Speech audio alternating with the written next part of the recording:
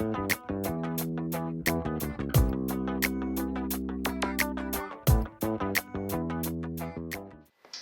je vous remercie d'être présent à cet atelier sur ce thème de choisir et protéger son nom.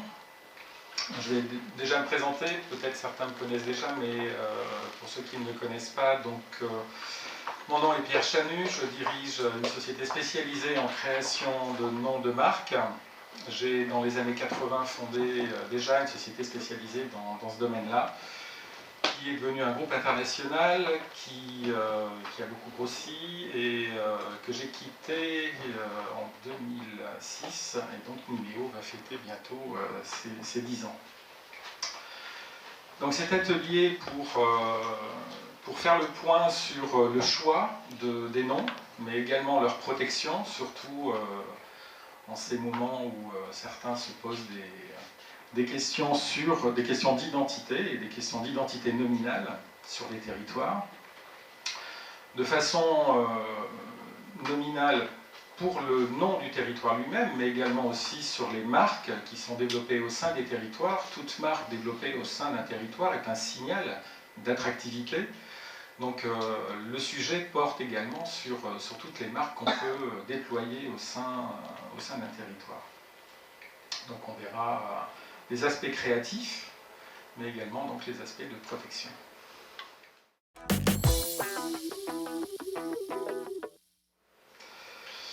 Donc souvent, en effet, la recherche d'un nouveau nom peut se finir de façon un peu dramatique, ou voire violente aussi.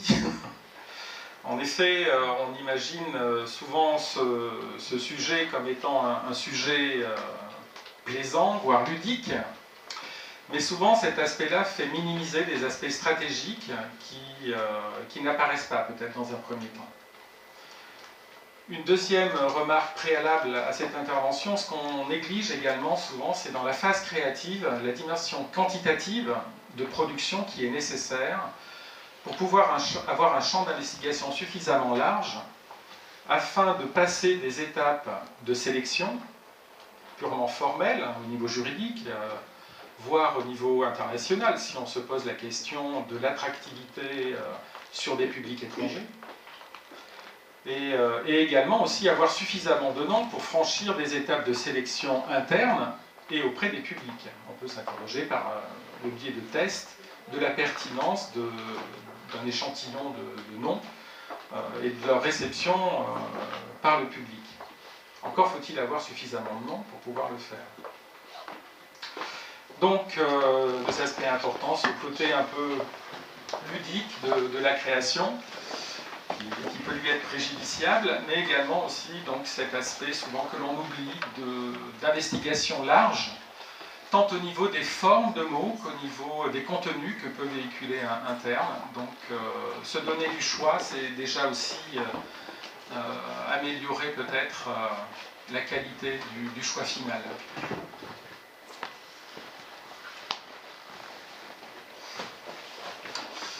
En tous les cas, ce sur quoi j'aimerais revenir, c'est sur la méthode. Se donner une méthode en matière de recherche de noms, c'est un peu se garantir le résultat. Et on peut résumer une méthode classique de recherche de noms en 4 étapes. Il y a d'abord une étape de définition, de bien définir les objectifs que le nom doit remplir. Et c'est lors de cette phase qu'un phénomène d'imprégnation va se dérouler pour les personnes qui participent aux phases de créativité, mais également aux phases de sélection.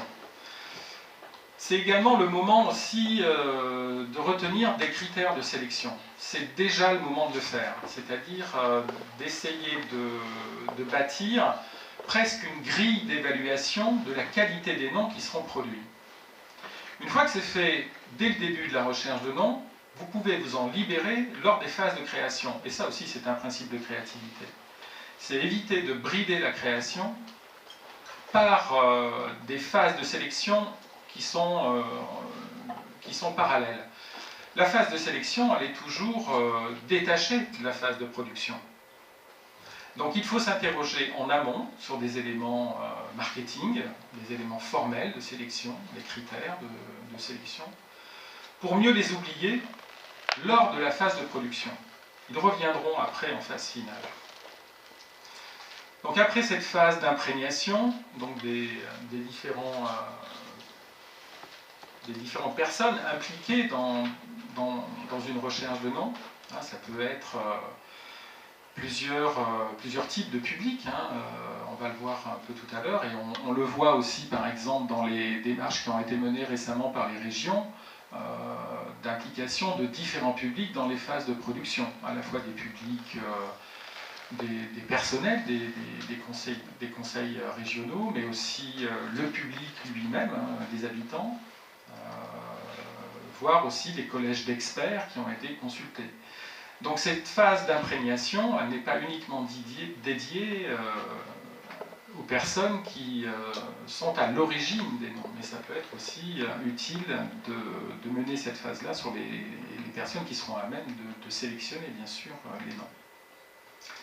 Ensuite, une phase, bien sûr, de création, avec en général 2 phases de production. D'abord une phase très ouverte, hein, très libre, de production, sans contrainte, afin de rapidement générer des premières idées de nom et avoir du matériel nominal pour pouvoir commencer à faire des premiers tris et voir vers quoi on peut se diriger et approfondir lors d'une seconde phase créative les efforts créatifs. Ce n'est pas la peine de poursuivre sur des pistes qui s'avéreraient de toute façon déjà soit problématique d'un point de vue juridique, soit problématique au niveau de l'usage du nom lui-même. La sélection, ensuite, comme j'en parlais tout à l'heure, donc avec un filtrage formel, donc qui est un filtrage à la fois sur les formes des noms qui sont à retenir. Hein. Vous pouvez très bien, dès le début, avoir une préférence sur la forme du nom. Est-ce qu'on va choisir d'emblée un nom totalement créé, totalement nouveau, afin d'investir un territoire d'expression totalement vierge, ou au contraire s'inspirer d'un vocabulaire déjà présent sur le territoire afin de générer un terme qui pourrait dans un premier temps peut-être s'inscrire dans une géographie ou dans un vocabulaire déjà usité par le public. Les 2 voies sont possibles. Après, c'est des choix stratégiques qui appartiennent aux décideurs. L'évaluation juridique également, il ne s'agit pas aussi, surtout lorsqu'on recrée un terme, de générer un terme qui serait déjà une marque déposée. Auquel cas, ce nom serait difficilement utilisable, voire, on va le voir tout à l'heure, susceptible d'opposition. Et puis enfin, le choix définitif, et ça passe déjà par l'identification du processus de sélection finale. Qui décide? Est-ce qu'on fait une consultation très large, comme on a pu le voir tout à l'heure, j'en parlais, lors des choix des noms des nouvelles régions, ou au contraire, c'est un petit comité qui va sélectionner, et là, en effet, il faut déjà savoir qui est consulté, et peut-être définir même le nombre de noms sur lequel on souhaite interroger le public.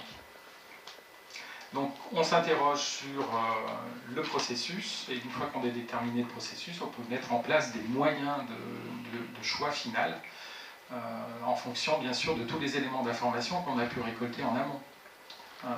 Par exemple, oublier les aspects juridiques lors de cette phase-là peut être dramatique. On l'a vécu il n'y a pas très très longtemps, où un nom qu'on n'avait pas recommandé, qu'on avait écarté de nos présentations, a quand même été remis en finale dans une liste, et s'est avéré être un nom qui a été plébiscité en finale. Malheureusement, il présente des problèmes juridiques qui sont maintenant gênants pour son usage. On peut avoir un exemple? Non.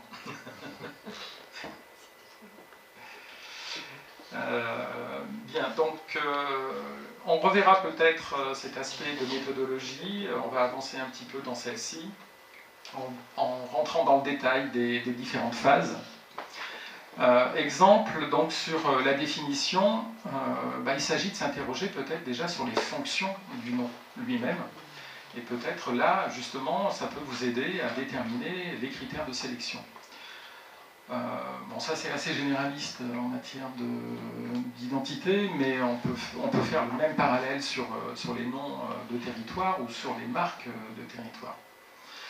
Pour l'organisation qui émet le message, donc qui propose le nouveau nom sur son public, il y a 4 fonctions principales. Un nom, ça permet de se protéger, ça permet de s'approprier un territoire de communication et de le protéger si ce territoire était amené à être attaqué par une marque ou un nom, même un nom non déposé, et qui serait gênant dans l'usage de ce terme. Donc il y a vraiment un aspect important de protection. Il y a un aspect bien sûr de différenciation. En général, on n'a pas trop envie de raconter la même histoire que son voisin. C'est ce qui va faire la distinctivité des territoires et donc des marques. C'est se distinguer, alors on dit de la concurrence, mais il y a bien un aspect de concurrence lorsqu'on parle d'attractivité. C'est aussi authentifier. Le nom d'un territoire permet d'authentifier, notamment lorsqu'on est en effet dans ce domaine un peu géographique ou territorial, d'identifier une provenance, une zone géographique. Et bien sûr, enfin, c'est un moyen de communication, c'est le premier support de communication en matière de publicité ou de mémorisation du public. Donc c'est évidemment un aspect qu'il ne faut pas oublier.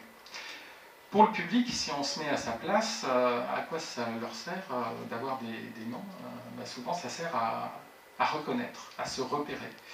Et en effet, sur une carte, par exemple, on a besoin de noms géographiques, de noms de territoire pour pouvoir savoir où on se situe, où on veut aller.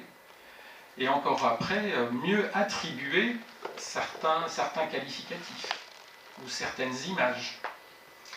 Donc la reconnaissance, le repère, cette fonction-là est primordiale pour le public. Il y a aussi une fonction de garantie. Alors pour un territoire, c'est un peu la qualité de la vie, ou les qualités intrinsèques du territoire qui vont passer par le nom. Mais il y a aussi d'autres aspects qui, à terme, avec toute la communication qui va être menée, puisqu'on l'a vu tout à l'heure, pour l'organisation, c'est un support de communication qui doit être mémorisé par le public et pour faire passer des images auprès du public. Donc le public, à terme, va attribuer des particularités à ce territoire ou à cette nouvelle marque. Et enfin, on peut même dire que ça caractérise, puisque souvent, quand on fait des études ou des tests, le public parle des marques ou des noms commerciaux un peu comme son voisin. Il va le qualifier comme un humain. Il va utiliser des qualificatifs très anthropomorphiques. Donc ces aspects-là sont importants et donc il vaut mieux les avoir passés en revue dès le début pour se poser les bonnes questions et surtout pour pouvoir bâtir des critères de sélection. Qu'est-ce qu'on veut atteindre comme objectif? Est-ce qu'on veut surtout se différencier ou au contraire faire authentifier des qualités? Donc ça c'est important de donner une hiérarchie aussi à ces objectifs-là.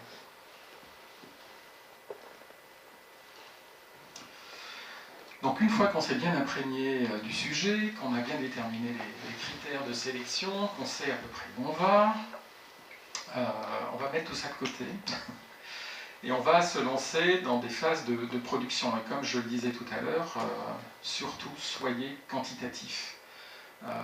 C'est dans la quantité, on dit souvent en créativité, c'est dans la quantité que réside la qualité. Si on commence à vouloir rechercher le meilleur nom possible, il y a de fortes chances que vous en trouviez très peu. Donc il faut se lâcher, et c'est pour ça qu'il faut avoir aussi plusieurs phases de production lors de la recherche créative pour pouvoir élargir le champ des possibles et se donner le choix, ne pas avoir de choix en final un peu par défaut. Donc au niveau de la recherche créative, là, tous les moyens sont bons. On peut faire des recherches en interne, donc vous en pratiquez certainement régulièrement, donc avec les personnels de l'institution. Ça peut être aussi impliquer le public lui-même. On l'a vu par les recherches de noms des nouvelles régions, il y a eu beaucoup de démarches participatives, plus ou moins quelquefois menées avec bonheur, mais après il faut s'interroger aussi sur les moyens que l'on met en œuvre et sur les publics que l'on interroge. Par exemple, les lycéens ne sont pas les seuls créatifs dans un public et surtout pas forcément représentatifs de la totalité de la population. Dans certaines démarches, il y a eu que, par exemple, des démarches de production par les lycéens qui ont été demandées au public.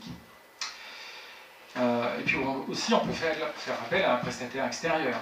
Alors, on peut le voir aussi tout à l'heure, c'est pas uniquement au niveau de la recherche créative. On peut aussi faire appel en finale à un institut d'études ou un institut spécialisé en création de noms pour lancer des procédures de test pour évaluer auprès des publics quel est le ou les noms qui se présentent le mieux, qui sont les mieux reçus. Là aussi, il faut s'interroger sur les méthodes.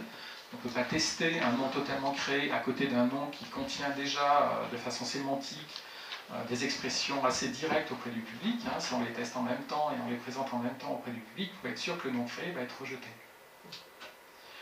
Donc là aussi, il y a des process particuliers à mettre en place. On teste rarement des listes de noms, ce que j'ai encore vu assez récemment. On ne présente pas 4 noms au public en lui demandant de comparer les noms. Jamais on se retrouve dans cette situation en tant que public. Lorsqu'on est face à un produit ou à un nom d'un nouveau territoire, on n'a qu'un nom. Et on ne vous donne pas le choix. Donc en fait, tous les noms doivent être testés individuellement. On reviendra, si vous le voulez, sur les procédures de test. En tous les cas, lors de la recherche créative, ne vous privez de rien. Donc il n'est pas rare, nous, quand on intervient auprès d'une collectivité territoriale, d'animer un groupe de créativité avec le personnel, de lancer une consultation participative auprès du public, et aussi, donc, nos créatifs travaillent en parallèle pour avoir un échantillon de noms le plus large possible.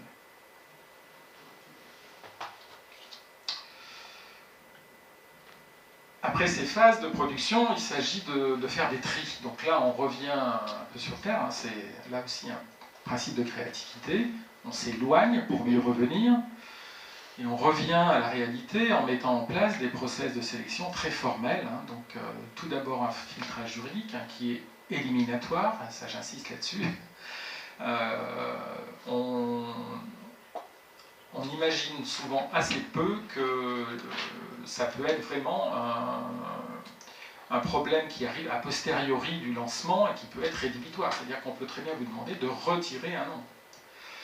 Donc après avoir fait tous les investissements de lancement, c'est quand même assez difficile de se retrouver dans cette situation-là. Donc j'ai tendance à dire qu'en phase de production, le principal critère d'élimination, c'est le critère juridique. Encore faut-il déterminer les classes, ces fameuses classes administratives sur lesquelles on peut revenir aussi tout à l'heure. Je ne vous conseille pas de faire un filtrage toutes classes confondues. Même si on peut imaginer qu'un nom territoire peut s'imposer sur tout ou partie des produits et services que l'on peut trouver. Dans un premier temps, il faudra déterminer quand même des classes prioritaires pour ne pas tout éliminer.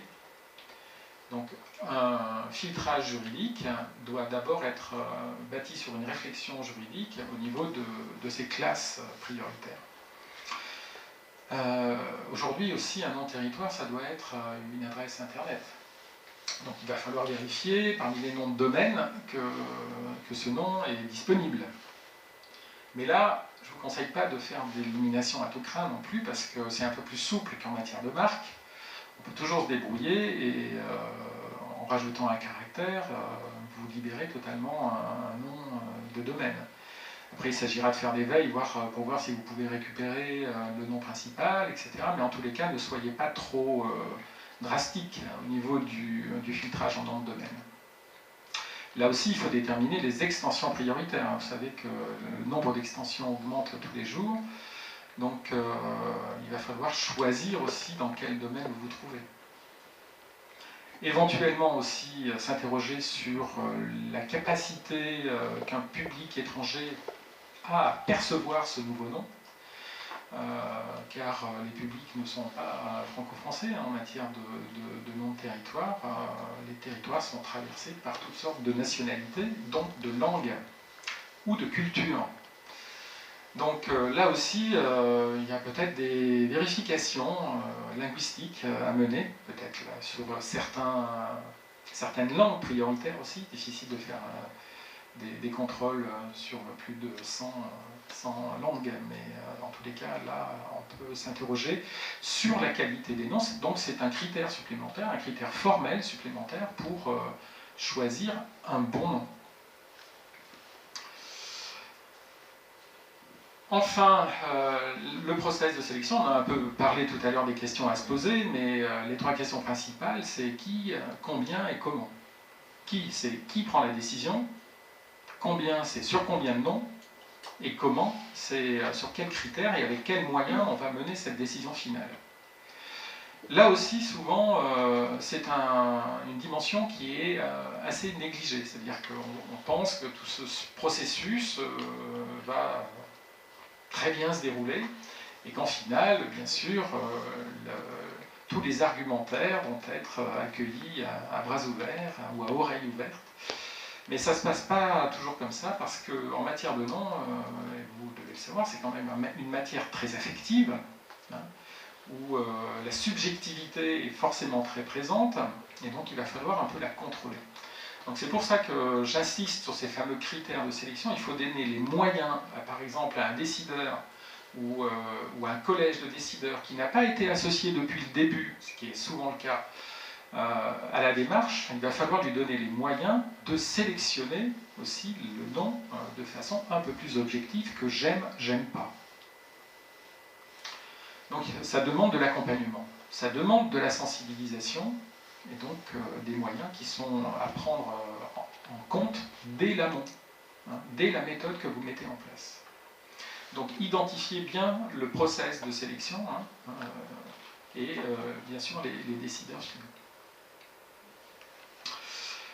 En tous les cas, pour donner peut-être encore, quelques billes sur les critères de choix, hein, du choix d'un bon nom, on a tendance à dire chez Vimeo que tout d'abord un nom ça doit capter l'attention.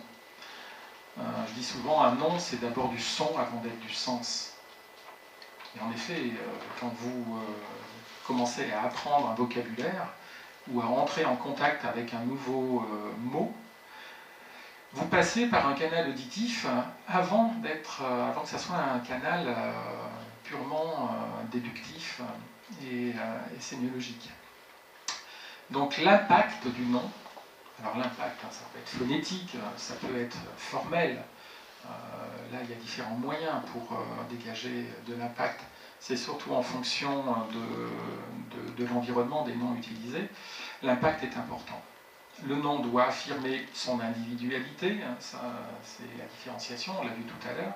Un nom c'est unique, donc si possible il faut s'éloigner de ce qu'il est déjà fait. Ça doit si possible s'adapter aux évolutions, donc c'est un peu le corrélat de ce qui est écrit en dessous. On a tendance à dire aussi qu'un nom ça doit plutôt suggérer plutôt qu'affirmer. Plus vous affirmez des choses, plus vous vous enfermez dans un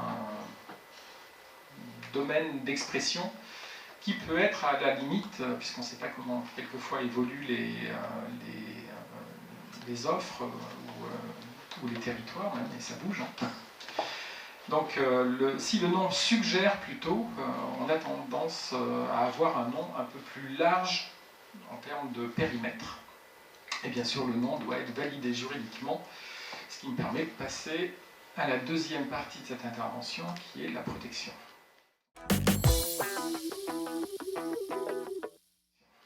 Donc on va voir le dépôt de marque, l'enregistrement en nom de domaine, et puis ce qui est souvent aussi un peu négligé, c'est la veille qu'on doit exercer sur son nom. Un nom, ça se défend. Ça ne se défend pas tout seul, hein. Personne va venir... personne. On pourra parler des noms de territoire. Maintenant, avec la loi Hamon, vous pouvez demander à l'INPI de faire une alerte s'il y a une marque qui est déposée avec le nom du territoire, ce qui est une procédure quand même bien utile pour vous. Mais en règle générale, l'INPI ne vous prévient pas s'il y a un dépôt gênant qui vient de se faire hier. Si vous n'exercez pas une veille, le nom va tranquillement se développer et peut-être que vous n'en aurez jamais connaissance. Et pourtant, lui, se sera développé dans votre périmètre bien tranquillement.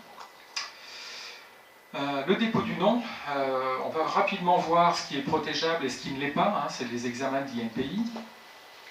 La disponibilité du nom, avec les différents droits de propriété intellectuelle, les classes administratives, le libellé, quelque chose de très important, le libellé. Et j'insisterai aussi sur une autre profession qui est impliquée souvent en matière de marque, et vous devez le savoir, c'est les conseils en propriété intellectuelle. Alors, ce qui est protégeable, vous en avez la liste ici avec quelques exemples. Donc, une lettre, par exemple A de région Alsace, un chiffre, un groupe de lettres, un mot existant, un néologisme, un slogan, un patronyme, un nom géographique, une locution. Tout ceci, ce sont des éléments nominaux totalement recevables à titre de marque. Mais ce qui est protégeable aussi, et notamment pour les noms de territoire, c'est-à-dire que les noms de territoire ne sont pas appropriables par la collectivité au titre du droit. Ce que vous pouvez déposer, c'est des éléments graphiques, sinon le nom du territoire doit rester dans le cadre de l'intérêt général, donc ne peut pas être approprié en tant que marque nominale intrinsèquement, sauf si vous l'accompagnez d'une baseline ou d'une signature. Quel cas, ce qui sera protégé, ce sera plus la signature, mais en tous les cas, c'est un petit artifice qui permet de protéger, comme un million. Un million, par exemple, est une signature qui permet d'avoir quand même une protection par voie un peu détournée. Donc on peut aussi déposer des sons, des musiques, du moment qu'il y a une représentation graphique, en l'occurrence on dépose une portée, une image, un dessin, un logotype, bien sûr, ou encore une forme. À l'opposé, ce qu'il faut éviter, et bien là, la liste est assez longue. Donc il faut éviter un signe qui sert à désigner l'objet ou le sujet. Par exemple, on ne peut pas déposer l'expression le thé vert pour désigner du thé. Un signe, un mot ou une expression qui décrit l'objet ou le sujet, par exemple pure laine, ne peut pas être déposé pour un tapis en laine.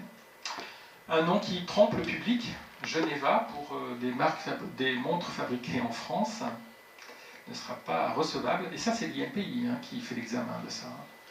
Donc, ça sera rejeté avant même que vous puissiez exercer un droit. Des termes élogieux utilisés seuls, super, plus, tout ça n'est pas recevable. Un mot ou une expression contraire à l'ordre public ou aux bonnes mœurs, par exemple un slogan raciste, ne sera pas recevable en tant que marque déposée. Certains signes officiels protégés, des armoiries publiques, des blasons qui sont répertoriés, qui sont listés auprès de l'Organisation mondiale de la propriété intellectuelle, ne sont pas appropriables. Une appellation d'origine, etc., ne sont pas non plus appropriables à titre de marque. Donc vous voyez que la liste est quand même assez longue. Et ça, ce sont les examinateurs de l'INPI qui font cet examen-là lorsque vous prétendez faire passer votre nom en tant que marque déposée. Donc elle peut très bien d'ores et déjà être rejetée à cette phase-là. Donc lors de la phase de création, il faut déjà aussi avoir, de la phase de création, lors de la phase d'imprégnation, et pour les critères de sélection, il faut déjà aussi avoir ces critères-là en tête. La disponibilité, donc un nom ne doit pas reproduire ou imiter un signe qui bénéficie d'un droit antérieur pour des produits ou services qui seraient identiques ou similaires. Et là aussi, il y a une pléthore de droits qui viennent ou en potentialité pourraient s'opposer à une marque déposée. Donc ça peut être une autre marque déposée, une marque très connue mais qui ne serait même pas déposée. Il y a des marques notoires non déposées et qui ont quand même une protection du fait de leur notoriété.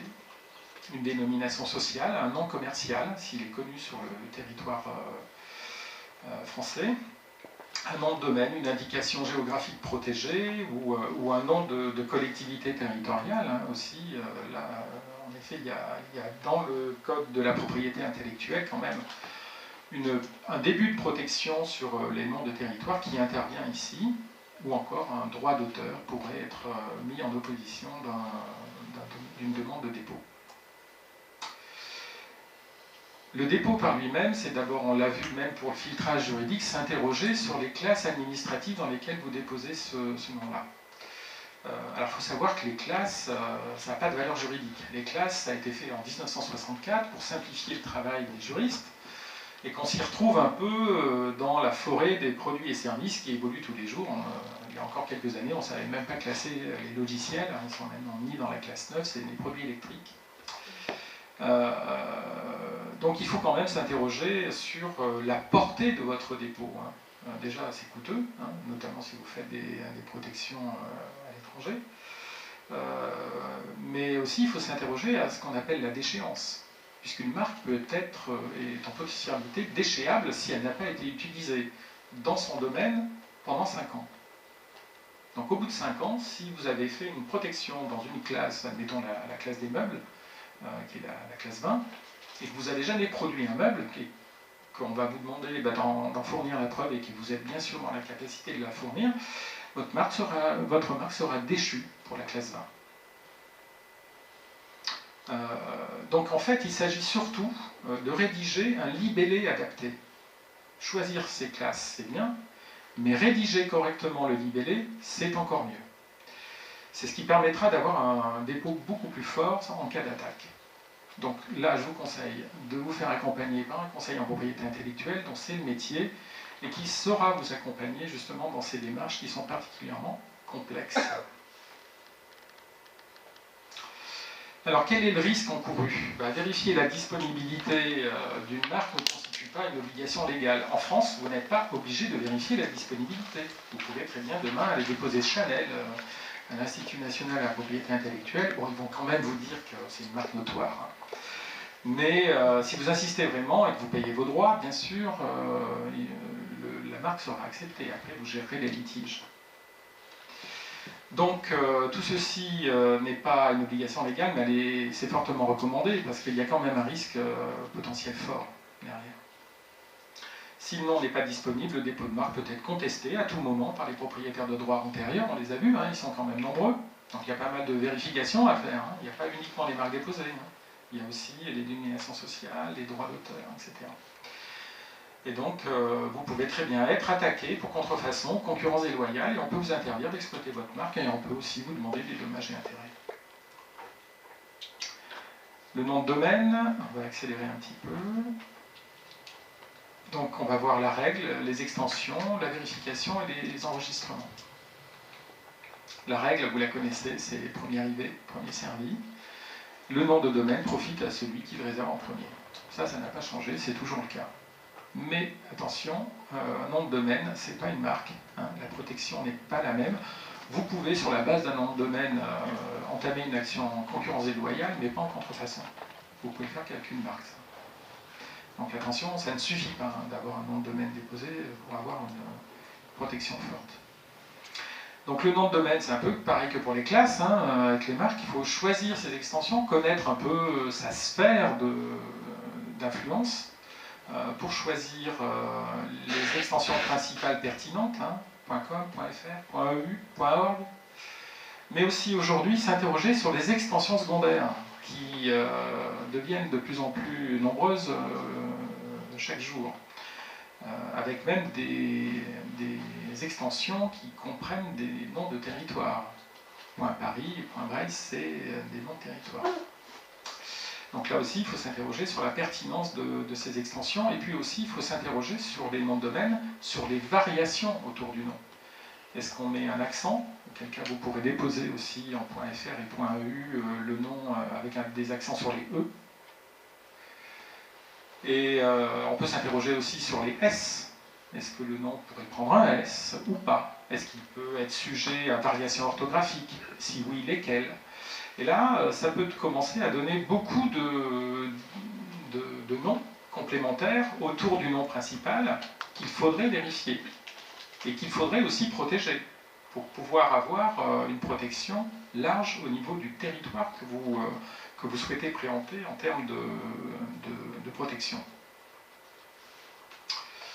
Les enregistrements, donc compte tenu des résultats que vous obtenez après toutes ces vérifications, vous effectuez les enregistrements disponibles pour le nom et ses différentes variations dans les extensions que vous avez choisies. Et puis sur ce qui n'était pas disponible, surtout exercer une veille sur ces noms de domaine, parce que tous les jours, il y a des noms qui ne sont pas renouvelés.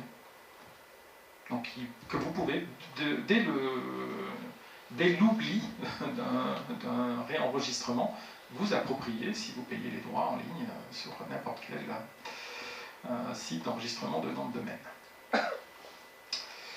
Dernier point, avant de passer aux questions, l'usage. Donc j'insiste sur cet aspect-là. Utilisez sur les classes que vous allez choisir. Donc il y a une réflexion. Alors faites-vous accompagner aussi par un conseiller en propriété intellectuelle là-dessus. Sinon, vous encourez des déchéances. Donc ça ne sert à rien de payer des droits à l'INPI si vous n'exploitez pas la marque. Programmer le renouvellement du dépôt de marque. J'ai encore eu des clients qui me rappellent et qui me disent « on a oublié de renouveler la marque ». Ben oui, un conseiller en propriété intellectuelle, c'est aussi là pour ça. C'est aussi là pour vous assurer qu'il y aura une pérennité dans votre protection. Et donc, au bout de 10 ans, puisqu'une marque est déposée pour 10 ans, il est bon quand même de la renouveler si elle s'inscrit dans une durée. Pareil pour les enregistrements en nom de domaine, on peut déposer pour 1 an, 2 ans, 5 ans, mais si vous ne le programmez pas, vous risquez de perdre des noms de domaine et qu'ils soient déposés par d'autres. Et après, ça peut être un peu sujet à problème. Donc, exercez une veille, ou faites exercer une veille par des prestataires extérieurs spécialisés pour surveiller et défendre vos marques et vos noms déposés. Puisqu'il y a une procédure maintenant très simple, pour les noms de territoire, maintenant que vous pouvez être alerté par l'INPI qu'une marque atteint à votre nom ou à votre intégrité d'image en tant que nom de territoire, même si ce n'est pas une marque déposée, on en est d'accord, vous pouvez avoir une action d'opposition sur n'importe quelle marque qui reprendrait votre nom de territoire. A fortiori, si c'est une marque déposée, vous pouvez faire une opposition à toute marque qui reprendrait cette marque. En plus, la procédure d'opposition va être beaucoup simplifiée puisque dès ce mois-ci, l'INPI va proposer un nouveau service d'opposition en ligne. Avant, il fallait en effet passer souvent par un conseil en propriété industrielle pour pouvoir émettre une opposition valable. Aujourd'hui, ça va être moins le cas puisqu'on pourra quand même faire des oppositions en ligne. Merci à tous, en tous les cas, merci à Capcom pour nous avoir accueillis sur cette intervention.